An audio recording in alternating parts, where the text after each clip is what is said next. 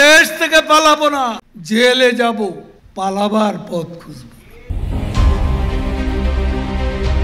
সকাল বিকাল যাদের দেখা যেত মিডিয়ার সামনে কিংবা টিভি পর্দায়, এখন তারা আইনের চোখ ফাঁকি দিয়ে কোথায় আছেন এ নিয়ে দেশের সিংহভাগেরই কৌতূহলের শেষ নেই। গণ অভ্যুত্থানের মুখে স্বৈরাচার হাসিনা সরকারের পতনের পর আত্মগোপনে যান তার প্রায় সব নেতাকর্মী, মন্ত্রীরা।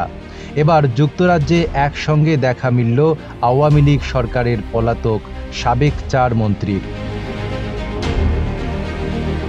যুক্তরাজ্যের একটি হাসপাতালে তাদের একসাথে দেখা যায়। একনল হ্যান্ড ওয়াশ 100% প্যারাবেন ফ্রি, তাই নিরাপদ হাতের জন্য আস্থা রাখুন একনলে। পরবর্তীতে তাদের এই ছবি ছড়িয়ে পড়ে সামাজিক যোগাযোগ মাধ্যমে।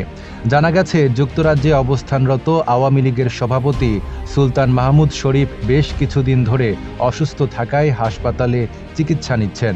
চিকিৎসারত নেতাকে দেখতেই গত মঙ্গলবার হাসপাতালে যান বাকি 4 নেতা। সাবেক ওই 4 মন্ত্রী ছিলেন আওয়ামী লীগের প্রেসিডিয়াম সদস্য সাবেক মন্ত্রী আব্দুর রহমান, সাবেক পররাষ্ট্রমন্ত্রী ডক্টর হাসান মাহমুদ, সাবেক মন্ত্রী খালিদ মাহমুদ চৌধুরী এবং সাবেক মন্ত্রী শফিকুর রহমান চৌধুরী। যুক্তরাজ্য আওয়ামী লীগের বিভিন্ন অনুষ্ঠানে আলাদা আলাদাভাবে তাদের দেখা গেলেও ছাত্র জনতার অভ্যুত্থানে 5 আগস্ট আওয়ামী লীগ সরকারের পতনের পর এবারেই প্রথমবার 4 জন সাবেক মন্ত্রীকে একসাথে দেখা গেছে।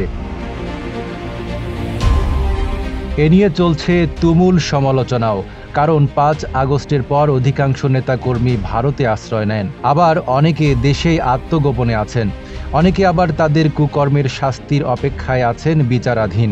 অধিকাংশ নেতাকর্মীর এমন মানবেতর জীবনযাপনের পাশাপাশি কোনো নেতাকর্মীরা বিদেশে উন্নত আরাম আয়েশের জীবন কাটাচ্ছেন নির্বিঘ্নে। নাইম আরাবী, ঢাকা পোস্ট।